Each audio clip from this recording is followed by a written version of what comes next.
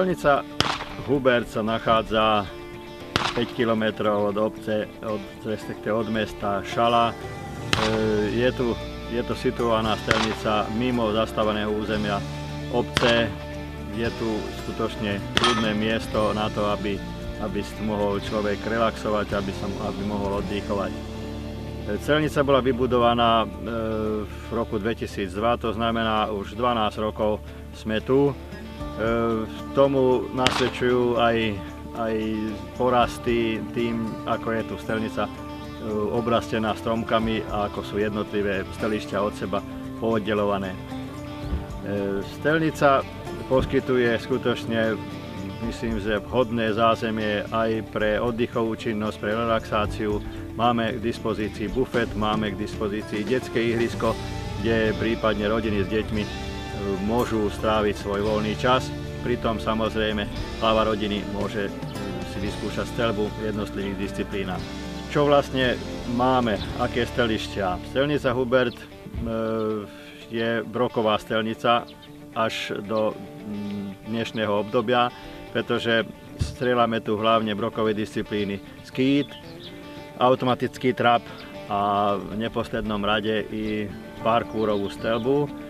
To znamená streľbu, ktorá je zaradená do streleckých pretekov do medzinárodnej organizácie FICAS. S tým, že tu organizujeme i väčšie podujatia, poriadáme tu Slovenskú ligu v polovníckom parkoure, respektíve Compact Sportingu.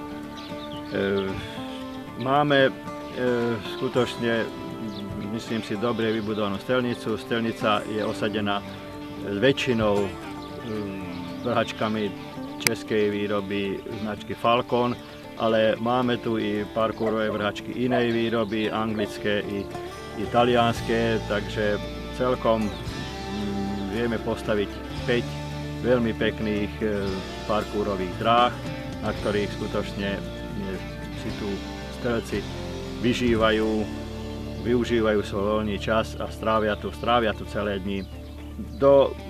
Dnes, jak som spomínal, strelnica bola využívaná len pre brokovú streľbu. Začíname však aj s guľovou streľbou. Vybudovali sme, respektíve budujeme ešte stále guľovú strelnicu 100-metrovú, aby sme mohli strieľať i z dlhých, i z krátkych guľových zbraní. To znamená jednak pre polovnícku streľbu, na kontrolu zbraní, na nastrelenie zbraní a takisto i na súťaže, ktoré sa poriadajú v guľových disciplínach veľkými guľovými zbraňami, polovníckymi rážami.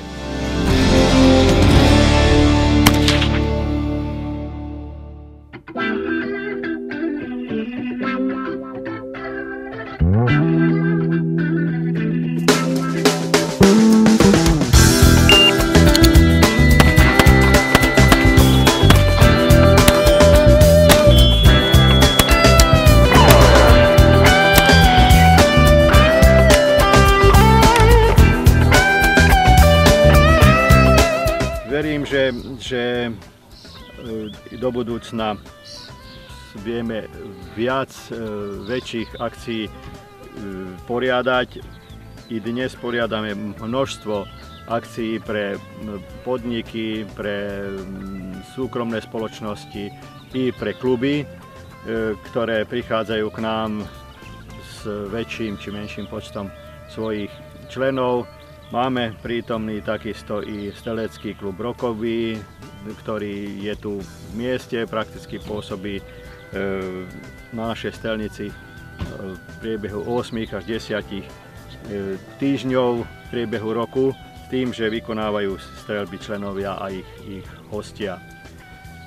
Podobné podujatia organizujeme v rámci okresu Šalát, to znamená, robíme okresné súťaže pre poľovnícke streľby, to znamená pre oblúkovú streľbu, pre tráp. A poriadáme už 12. krát okresný poľovnícky deň, kde sa stretnú vlastne poľovníci celého obvodu šalského a vlastne tu vládne veľmi dobrá nálada. Okrem týchto teda streleckých disciplín sa vykonáva iná činnosť, takže popri tom skutočne je tu pohoda, relax a ľudia sa cítia veľmi dobre. Verím, že tomu bude i do budúceho obdobia tak a že skutočne budeme mať stále viac a viac zákazníkov.